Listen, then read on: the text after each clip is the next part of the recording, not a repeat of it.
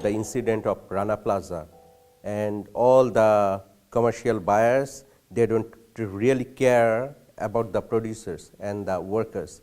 So, but in fair trade, it's just like opposite.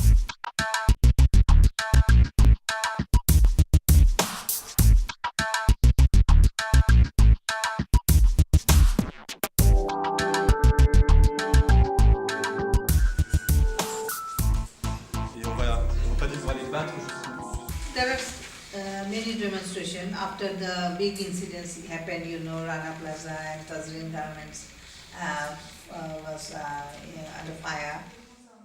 Il y a des élections dans 3 mois et donc on est évidemment toujours intéressé en tant que citoyen de savoir ce que les candidats, les partis trouvent important. Je suis intéressée à voir ce que les politiciens ont à dire et nous donner satisfaction des soucis qu'on a à ce propos et des grosses failles qu'il y a au niveau mondial.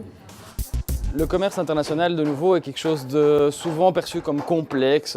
On a le droit de savoir comment ça a été produit, on a le droit même d'exiger que ça a été produit dans le respect de valeurs fondamentales, sans travail des enfants, sans travail forcé. On a le droit de demander que les règles du commerce international intègrent ce type de considération.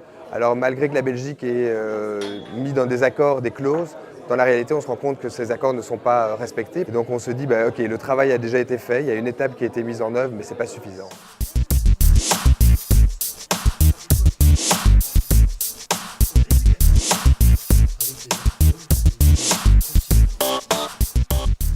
Le commerce équitable, c'est l'alternative qui en fait doit être un modèle pour le reste du commerce. Donc c'est des gens qui essayent de mettre en œuvre un modèle juste, qui doit servir à influencer le reste du commerce. Et donc être vraiment le modèle vertueux qui montre qu'un autre commerce est possible.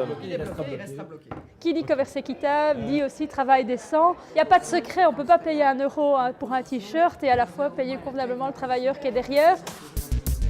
J'estime qu'il faut essayer à son niveau de faire bouger un peu les choses. Si les citoyens restent tout à fait indifférents, rien ne se fera jamais. You need to give pressure to your policymakers so that whatever entering in your country or imported, so it should be in proper way. As the European Parliament policymakers, I request you to set the policy to promote the fair trade.